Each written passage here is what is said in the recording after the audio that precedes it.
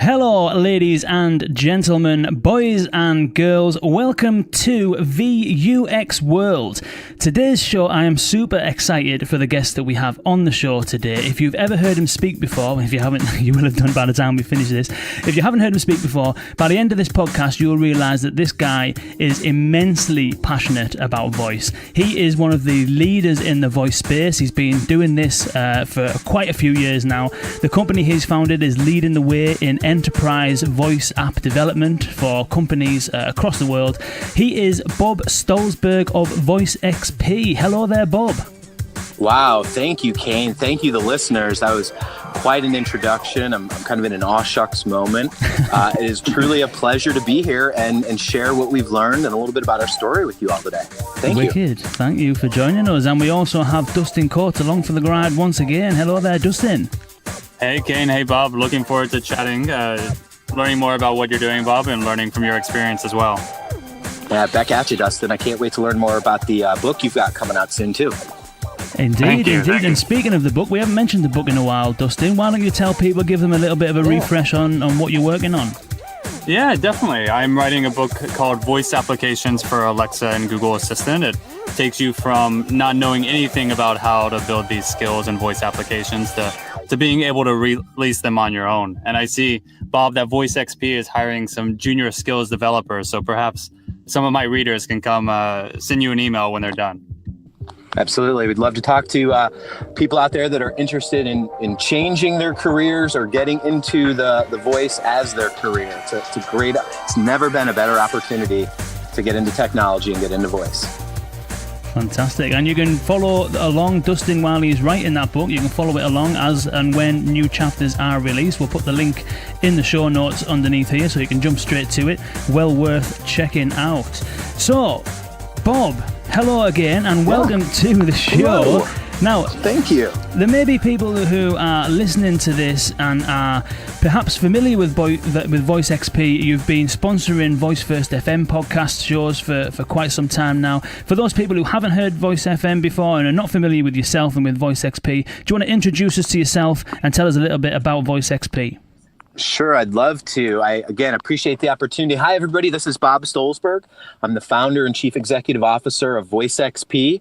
We are a software company that is focused on creating voice applications like Alexa skills and Google Actions. We call those voice experiences. That's what we focus on delivering for businesses so that they can do things like increase productivity and efficiency and drive sales and marketing and, provide an engaging voice experience to their audiences. We've been around for over a year. Time is flying by in the space. It's seriously a race. Hard to believe that we started in January of 2017. We've been growing exponentially, and as far as startups go, it's such a fun ride to be on. We're even though we're over a year old, we recently joined one of the top 10 startup accelerators in the United States named Capital Innovators, and they've been helping us. It feels like every day we're multiplying. We focus on the business space because I've been in IT for 20 years. My background is all engineering. I'm a Red Hat certified engineer by trade.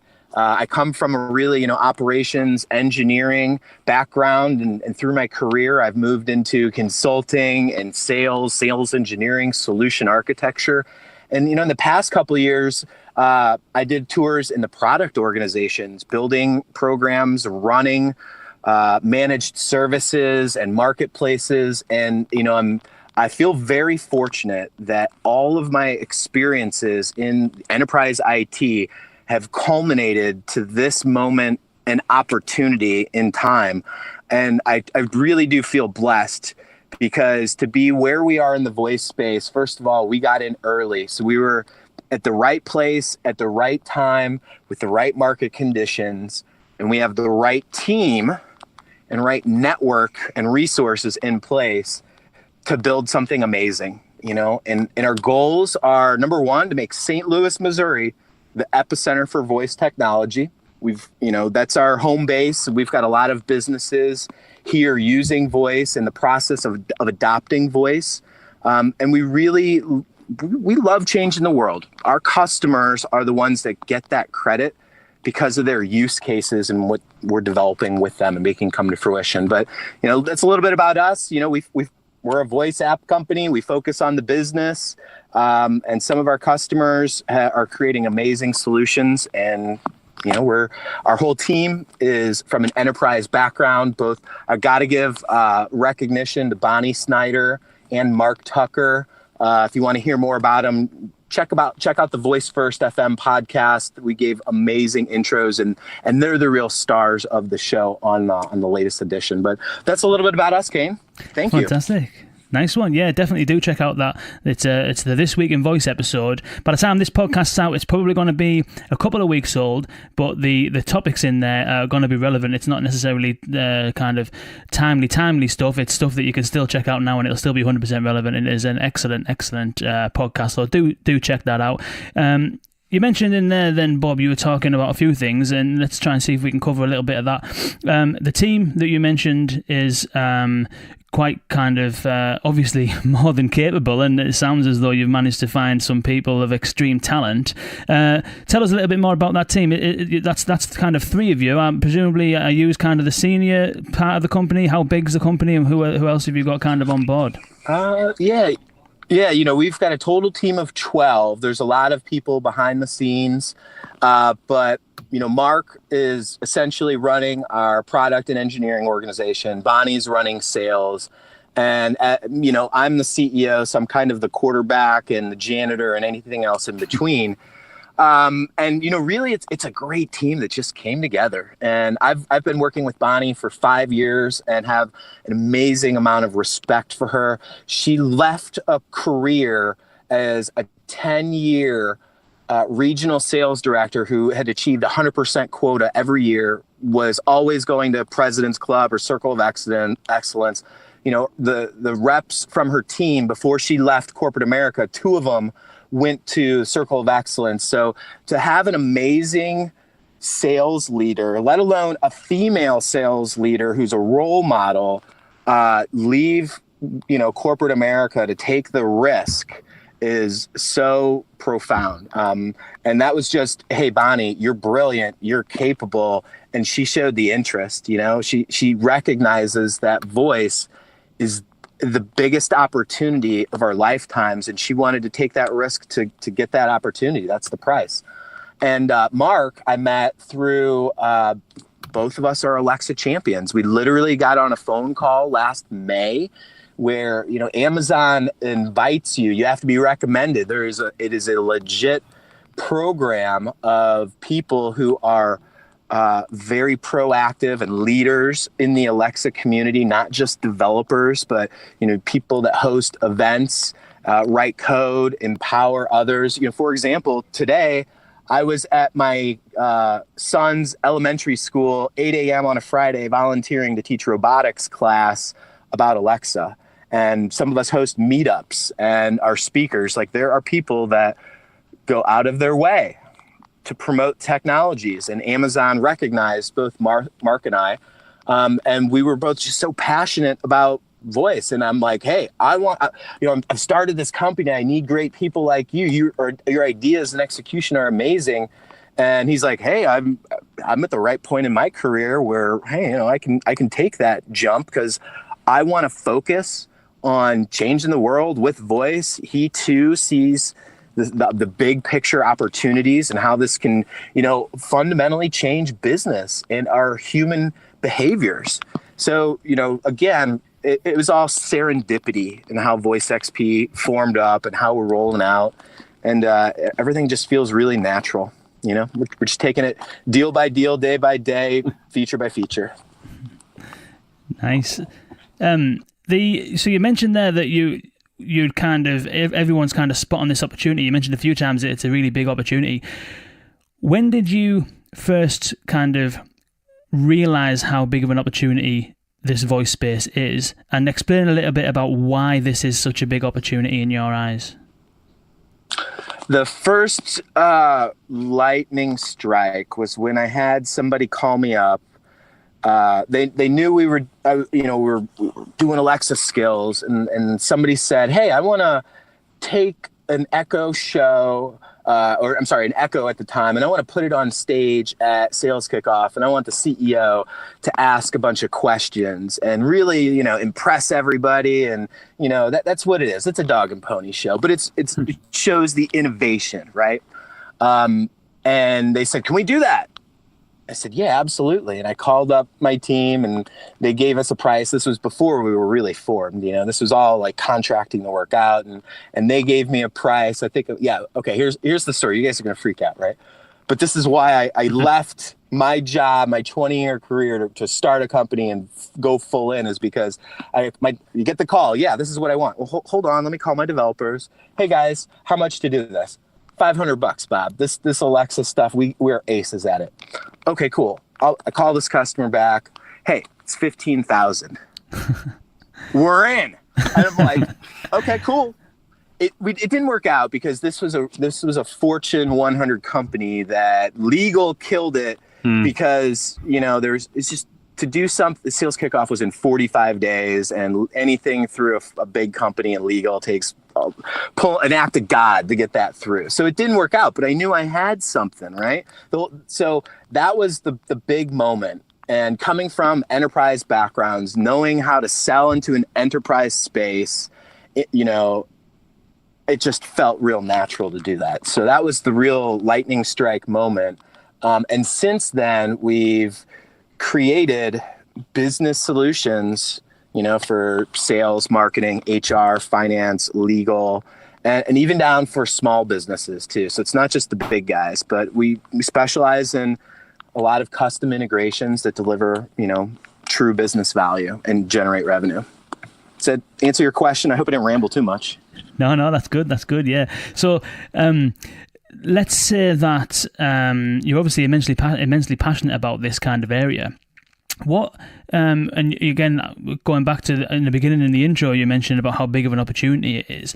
And if you're working predominantly with kind of large enterprise clients, why is it such a big opportunity, this whole voice thing? Why is this something that should be taken seriously in the corporate kind of environment? Great question. And it's a simple answer. And the next disruption, not just in computing, like Werner Vogels, the CTO of Amazon, has said, voice represents the next major disruption in human behavior, period. Because it's just easier to ask to get information or to do something than it is to type on a screen and look at a keyboard. In a lot of use cases. I'm not saying it's going to, kill mobile or be the be all end all. What I'm saying is voice saves you time. That's underscore bold exclamation point red text. Voice saves you time. So what we're solely focused on, I pay my mortgage by focusing on how voice can help businesses save time by being more productive or efficient or closing the gap between revenue, and that might be just getting more leads or helping product get their message out there. There's a number of ways. But what's different about us, a couple things, there's not you can Google Amazon Alexa recommended agencies, and there's maybe like 30 of us out there. There's Accenture, there's VaynerMedia, there's Valara, there's VoiceXP. Right. And I named a cross section because Accenture does a lot of stuff. They don't really do voice. They might have a capability because they got some offshore resource that knows how to write some JavaScript and can hack it together. You look at VaynerMedia, and they're an advertising agency. They want to sell you a brand and a campaign and a strategy. And then you got companies like me and Valara, where all we do, me and David Berger, pay our mortgage by the voice industry. We have one menu, and it's voice. We don't sell pay-per-clicks and advertisements and marketing campaigns and offshore resource integrations, right? Like, all we do is voice. We are voice natives. What that means is it takes that cloud native term that people have heard, right? My whole business runs in the cloud. It's all OpEx. In 2018, I run everything. I don't own hardware.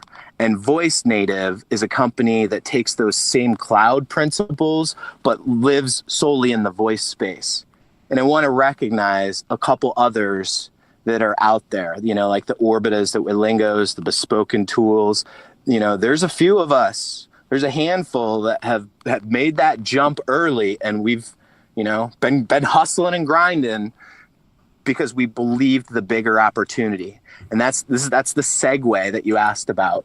A recent statistic that came out, you can read it on voicebot.ai. Shout out to Brett Kinsella and Ava. $40 billion of voice transactions will occur by 2022. That's just people buying stuff through voice, like instead of at the store. And that's a conservative estimate. And all the numbers like device sales and penetration to households in the United States and UK and Australia have been very conservative. This technology is moving bigger and faster than anything that has ever come before it. And Amazon knows it, Google knows it, I see it too. And the bigger opportunity, in my opinion, because me and the crew come from an enterprise background space supporting Fortune 1000, which is B2B. I'm a B2B guy, not a B2C. And there's more money in B2B and enterprise businesses than the consumer space, which is, I don't want to play there. There's a lot of platforms coming out that make it easy to design a skill, just like, a Wix.com, but it's up to that user and their capabilities. And we provide that managed service for our customers to develop, that stuff. So the bigger opportunity, business, enterprise, integrations, and that's it. When I can go to a marketing executive and go, I can roll out an Alexa skill that's going to cost you a one-time fee of six figures. Let's pretend it's $100,000, but it's going to return $250,000 worth of monthly reoccurring service. Like, it's just a math game. Or I can go to, an HR representative and go, let me show you how our skills can save time. Like, it's a just-in-time thing by, what's your smoking? Alexa, ask my company, what's the smoking policy? We've done that stuff. We've integrated with some of the popular PEOs and HR systems out there. So that's, again, the time savings and where we want to be and focus and build our brand and credibility. Make sense? And so, Bob, you're very bullish on voice first, of course. What about the potential customers when you speak with them for the first time? Are you finding that they're also pretty bought into the future of voice, or are you still having to do a lot of education? It always depends on the customer. And really the first question that you can just casually ask to understand their level of adoption is, do you own one of these devices? If the answer is no, think of a sale as like a drawbridge, right? And if the answer is no, the drawbridge is up, and it's going to take a lot more work for me to get them to lower the drawbridge by educating them. If they say, yes, I've got one, okay, the drawbridge is probably at a 45-degree angle, right? They kind of get it, a little easier. And then if they say, oh, yeah, man, I've got one. In fact, I have 6 of them in my house. The kids love them. It's like you have a clear path because they get it. And then it's our job to show them the art of the possible. This is what we've done for this customer. Look at what they've done. Here's the use cases. And then, our customers work with us to collaborate, to create solutions that, what are your ideas? Where are we going to help the business? How can we make this come to fruition for you? Did that answer your question? Yeah, I think so. And one thing that we've heard from a lot of people that we've spoken with on this podcast is the fear of Amazon. Amazon competes in pretty much every different vertical now. When you're reaching out to them, are the legal departments something that you really have to battle with and say, no, this is something that is going to be good for your business overall? Every single large enterprise customer we deal with has legal and IT security questions that we must satisfy in order to pass go. It's just like selling a complex hybrid IT cloud deal. And it's the same conversation. That's what I've had that for 10 years. It's, hey, Mr. CIO who wants to move his workloads into AWS, he needs to prove to his board that it's secure and it's got DR built into it. You know, we have to do that same thing with Alexa. And sometimes you will lose a deal because of Amazon's lack of features, their architecture, their service level agreements. I mean, that stuff happens. That's the difference between a skill builder and a business, because a business is looking out for the potential risk by using this technology. And a skill builder is just a developer. They can write you something, but for example, of all the other Amazon Alexa recommended agencies on that Prime webpage, under 10% are actually part of the Amazon Partner Network, which is critical because any CIO knows that you have to have 100% support from that vendor to invest in a long-term deal. And VoiceXP, for example, is an advanced Amazon partner provider. We're in the advanced tier of the APN network. And what that means is what the other guys don't have is they didn't get on the phone with Amazon solution architectures to show them, here's how our stuff works. Here's how it's DR compliant and password complexities and security is rotated. And here's how we have multi-tenant solutions. And here's how we integrate with API calls and things are encrypted on the back end, right? Like, there is a difference between providing an enterprise grade solution and just writing a skill. And businesses look towards companies like ours because we can satisfy all of the requirements that they need to move forward with this type of tech. Otherwise, it's just an experiment. And in addition to legal and IT security, we have to help a lot of these customers with a business case, because they need help understanding, well, what's the bigger value and bigger opportunity? And when we do that and bring our experience, it helps everybody because we partner. And not to ramble, but being an Amazon partner is a key distinction in choosing your skill provider, because it basically says that they're supported by Amazon, not just recommended by them, and they can bring in resources to help the business. That's fantastic. You mentioned there that I can imagine how, I'm just thinking if somebody kind of came in and tried to sell this to the organisation I work within, the kind of questions that you would get asked from IT, which obviously you are well versed in dealing with given your kind of vast experience. What then, if you were to kind of elaborate on some of the risks that the IT departments and even legal or whoever in the business might come up with, what an example of some of the risks and what are some of the kind of mitigations that you put in place?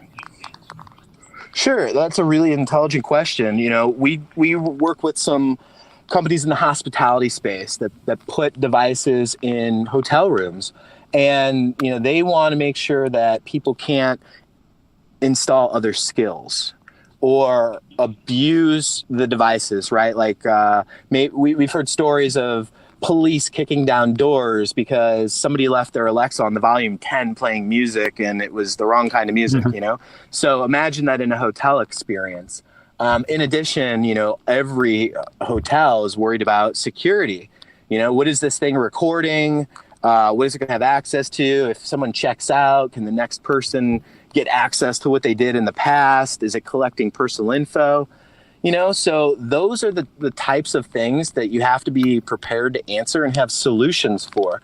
And one of the solutions is Alexa for Business. And that's what, you know, gives you the ability to run private skills versus public ones, where public's out there in the Alexa skills marketplace. Whereas a private skill, think of it, it's like governed under an intranet type umbrella. And with Alexa for Business running a private skill, you can lock devices down. So you can only run certain skills or lock the volume to 10 and you can't use the reset button, things like that. So there's solutions out there, but we also deal with other authentication and security solutions that, for example, we deal with executive report skills that deliver the KPIs or metrics from the business. And these are proprietary, confidential secrets, right? Like what was last month's payroll, or, how much money did sales book last week? And that type of skill needs to be protected with things like voice personal identification, an Amazon feature and Google has it where it knows it's you.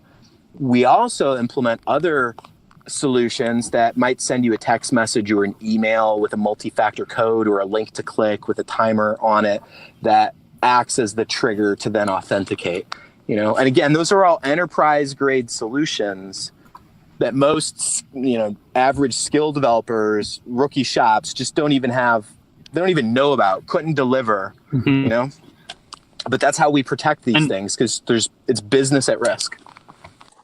And Bob, you mentioned Alexa for Business, and with the features that it brings, like being able to tie to specific locations or device management, and being able to roll it out to a select few. How much has that changed how you work with these businesses? Quite a bit. I think Alexa for Business is the features that it provides are game changing because it just gives you new capabilities. And let me give you a use case. We're working with a grocery store chain that's got several hundred stores, and and they're a competitor. I mean, they look at Amazon as a competitor in some senses, right? Because they've got Whole Foods, right, in the same city. But this grocery store chain also has a delivery partner, just like Whole Foods can do delivery. And what we're doing is putting Echo shows and spots and dots in strategic locations in the grocery store, at the end cap, in the produce aisle. So customers can do things like, tell me about the Oreos.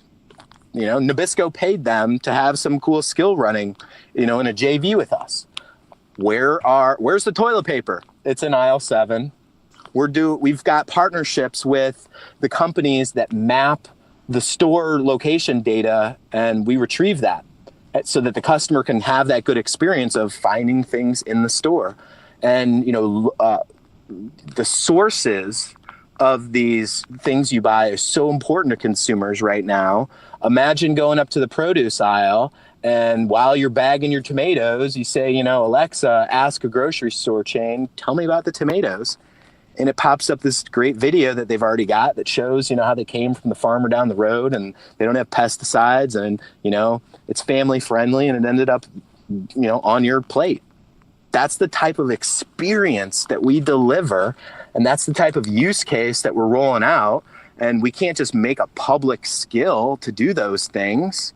We need it private and has to be governed by Alexa for Business. And those specific device locations, right? You're in the freezer section, you're in the low foot traffic area, the flower shop, all of, those now have metrics behind them because we can tell how many people engaged that device. So it's not just find the conference room, it's find the bread, find the soup. Wow. It sounds as though Alexa for Business has a whole host of capability within it that isn't available on the public kind of platform, and you've touched upon a few of them there in terms of being able to lock down devices, being able to have private skills and things like that. Are there any other, we'll come on to the next question following this, will be examples of other Alexa for Business use cases, because we haven't really touched upon any of that really, have we, Dustin, in terms of the other podcasts that we've done so far? But it'd be useful just before we get to those other use cases, if you could kind of, and as I mentioned, you've highlighted a few differences with Alexa for Business, but are there any other differences between the publicly available Alexa and the Alexa for Business that either excite you or that are, worth noting? If most people haven't explored this or not familiar with it, here's a good analogy, right? A public skill is like you can just deploy an app on your iPad. Anybody can download it. Whereas Alexa for Business is like, I'm giving you this iPad as the IT administrator, and it's locked down and you can't install anything on it. And it's already got the applications pre-installed and configured for you, right? So it's like the difference of just running some app from the App Store versus IT giving you something proprietary to get business value out of. And so that's where we focus. That's what Alexa for Business does, not just allowing you to provision the devices for the business. I mean, Amazon wants a device in every cubicle, not just every room in your home. And so the tools to provision, control, configure that, and lay the corporate skills, which would be the equivalent of a non-public Alexa skill marketplace or skill store that is only for your company and your skills. And you can provision the skills under that umbrella. Think of it like intranet applications, and you can provision them to different devices, different users and groups that way. So, I mean, coming from the enterprise IT space, that's just what we're most familiar with. And I hope that analogy helps people kind of grasp the features and how it works. Absolutely. So you mentioned a few decent use cases there. The hotel example was a good one, and also the kind of grocery store example of being able to ask about whether it's the tomatoes or the bread or what have you. Are there any other use cases in particular that are, presented through the use of Alexa for Business and in the corporate world? Any other use cases that are, sure, new or different or anything like that? Yeah, I'll share. I'm happy to share a couple with but before I do, I just want to say that this goes back to you asking earlier about the bigger opportunity. Guys, it's still early. There are so many, the good ideas, only a fraction have been had. The real thing is, can you execute a good idea right now? And in the business world, right now, it's fastest to market, early to market, you're going to win. Here's some of the use cases. I hope they inspire you guys.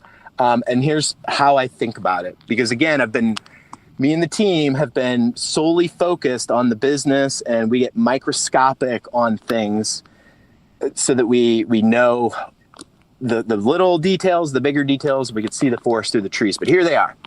Here's how we think about it. A business has multiple departments or business units: sales, marketing, legal, finance, HR, operations, strategy, business development.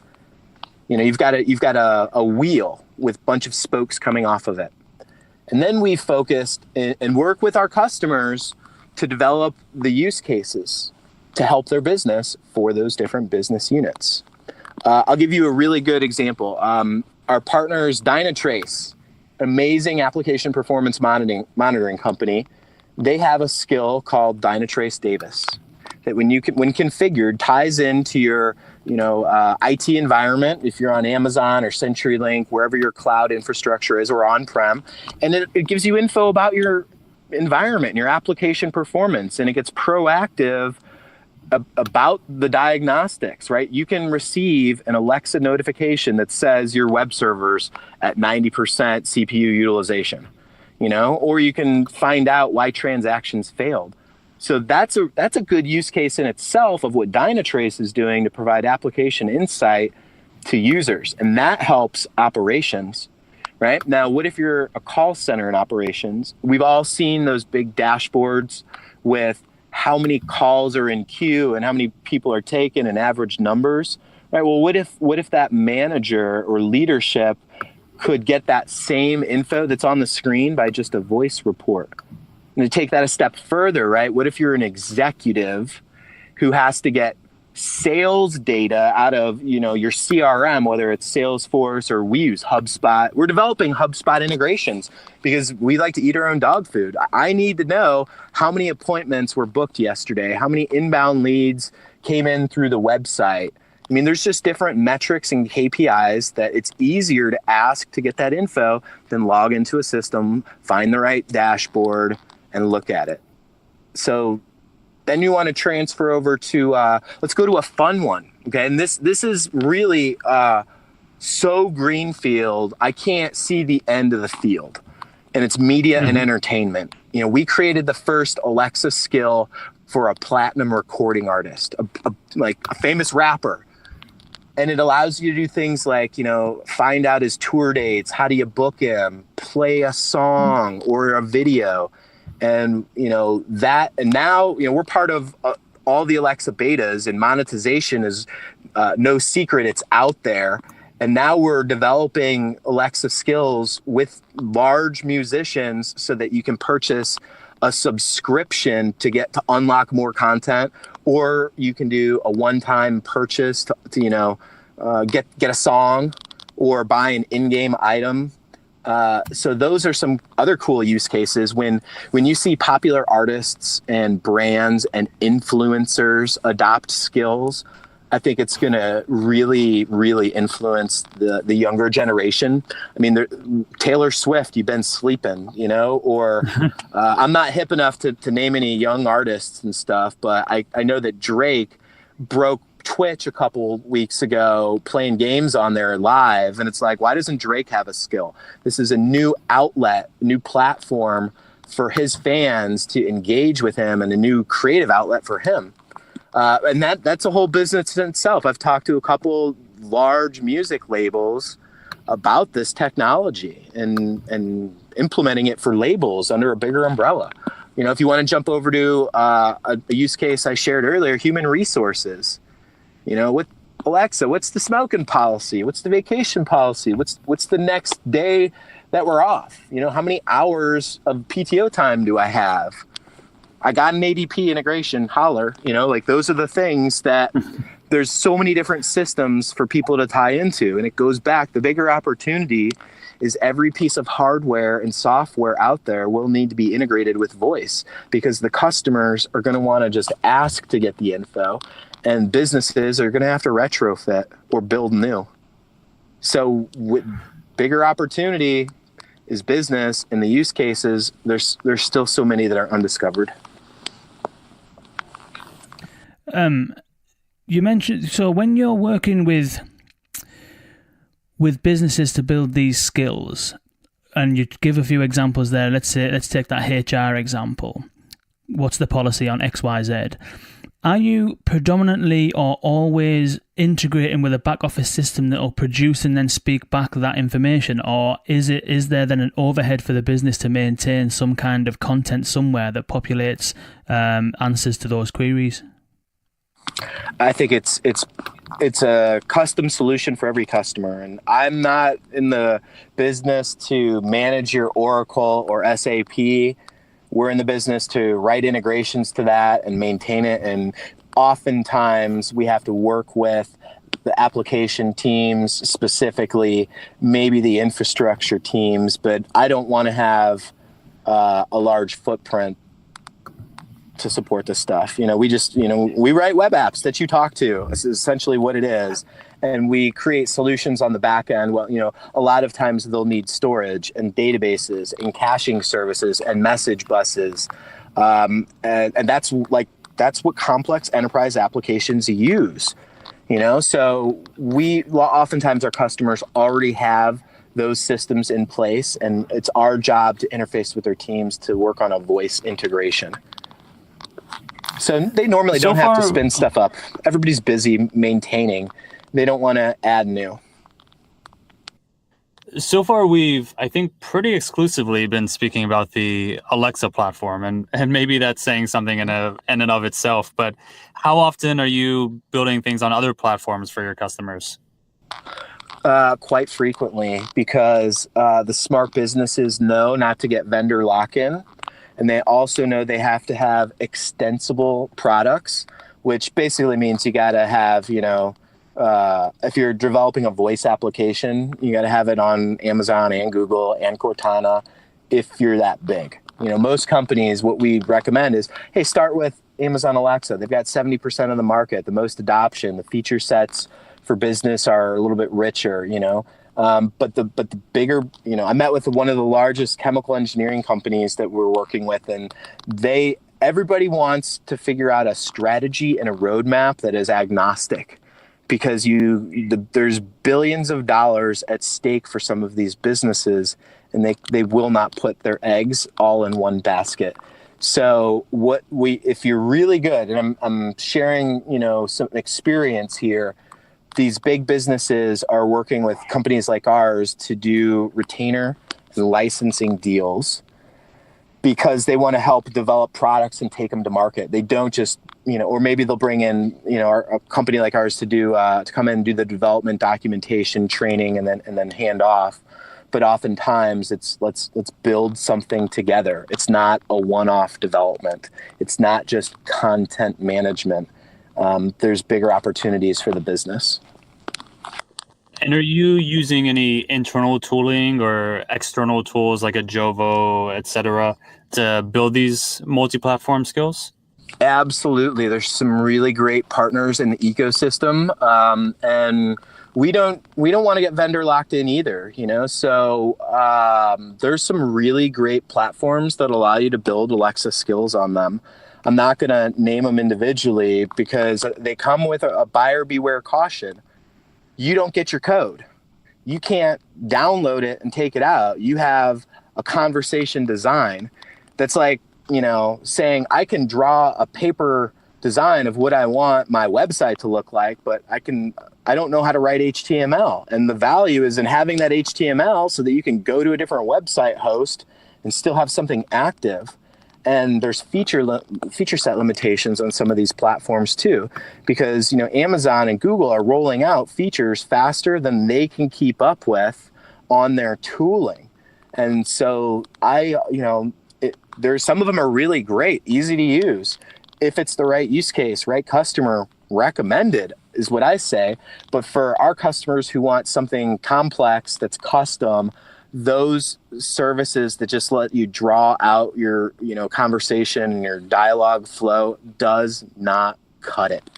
But there's some great tools out there. I mentioned Dynatrace for application performance monitoring. Bespoken Tools is another great one. Great partner of ours that, we bake them into our solutions. We have a really good CI/CD pipeline. We've got DR environments. I mean, guys, you have to have multiple. You have to do this according to best practices. So multiple accounts, multiple users. What's your dev test staging workflow? Do you have a DR site? Do you if you're doing stuff on Amazon, are you dumping code to multiple, regions and services in case VA1 goes down? I've been there. Those are the things that those framework tools don't always provide, but we still use them to provide part of our solutions. A lot of people used to use voice, the metrics company. I can't even remember them now, but Dashbot's another big one that's coming up. It's just, that's the opportunity. There's somebody out there that's like, look at Pulse Labs. They focus on testing, user testing of your skill. Like we use that stuff with focus groups so that we know that the end customer has a positive experience and wasn't frustrated when they went through this whole, using the skill framework. So there's a valuable ecosystem of tools out there, but be careful what you adopt because, you might be building a solution and you're suddenly only as strong as your weakest link. That's really good advice, that. Before we wrap up then, Bob, you mentioned when we chatted on the phone a few weeks back that you kind of been through the mill in terms of challenges and roadblocks and things like that, and you're obviously kind of vastly experienced in the corporate side, so I can imagine that selling to the corporate world would more or less become kind of second nature to you. But I'm wondering whether, and we've touched on a few things in terms of some of the risks and stuff like that, but I'm wondering if there's any other challenges that you've faced over the last kind of 2 years or last year since you kind of got started, and what were some of the solutions to some of those challenges? Well, that's such a good question that it feels almost overwhelming because I could get in the weeds and start at a high level. And I'll take it at a high level because there's a lot of really talented people who want to get into voice and maybe start your company and don't understand what it takes to do that. And I was very excited and I moved very quickly. And when you move fast, you make mistakes. And we felt a lot of pain over the year. I mean, anybody that's successful will tell you it took a lot of failures to get to this point. And I want everybody to realize that that is what you're going to have to go through. You know, there are people in the voice space who are living off of 401ks that pay themselves minimum wage because they are the founder of a company that cannot say, oh, I need to make six figures. No, you're not going to ever get investment until you grow a business, until you have a true business, and it needs to be run like a business. So do you have legal counsel? Do you have accounting? Are you GAAP certified? Let me see your financial models, right? Like there are hobby and then there's business. And the challenge for everybody out there is the same thing that all startups go through. So if you're thinking about getting into voice, start reading up, check out the Dave McClures and the Angel, like Jason Calcanis. Read what they say, because you are going to feel pain like everybody else has to do this and be what you're passionate about. Some of the other challenges, right? Like, hey, we've had bad quarters. I've had to fire people because various reasons. Those all are really crappy things to do. And as a small business, you better know how to deal with them. We've lost deals, and it's your attitude that defines you. For example, we lost a deal with 1-800-Flowers last year. They were unhappy with their first provider. They were shopping around. We lost to a very respected competitor that does great work, and we didn't lose to price. And this was not cheap, guys. We lost because we didn't have the right Amazon relationship. And it's easy for me to communicate with other people. Hey, help me grow my business and learn why we lost this. How can we improve, right? And they'll tell you. And we took that loss and built instantly, all my focus shifted to build an amazing relationship with Amazon. And I'm so thankful for them. There's so many amazing people because they're just like us. They love Alexa and voice and want to change the world. And we're all in the same boat, like skin in the game together. And, those are the opportunities that how you react to those challenges is what defines you, and be prepared, if you don't know how to bootstrap your business and you have to go find investment, you're going to have to hit delay on a lot of stuff to go kiss a lot of frogs to find money. And you're not going to get that money until you have traction. So it's a really difficult thing to get into voice. And I'm happy to share my experiences with others because there's so much opportunity out there. Like I said at the beginning, right now is the best time ever to be alive, to get into tech. I don't care if you're 65 years old or, you're 50 or you're 15, you can drop what you're doing or ease into this and become a subject matter expert in a year that will have so much in demand that we can't fathom. Alexa and Google Assistant and Cortana are those robots they're talking about that will take our jobs. And I'm going to be like, not mine. There'll always be business, but there will be people that need to program this stuff and implement ideas and use cases. So again, if you're interested in getting into voice, follow me on Twitter, follow at VoiceXP Inc. Connect with me on LinkedIn, Bob Stolzberg. I'm happy to share my experiences and the path we've gone down because we're trailblazing, and I think it's our pleasure to help others grow and succeed in the space.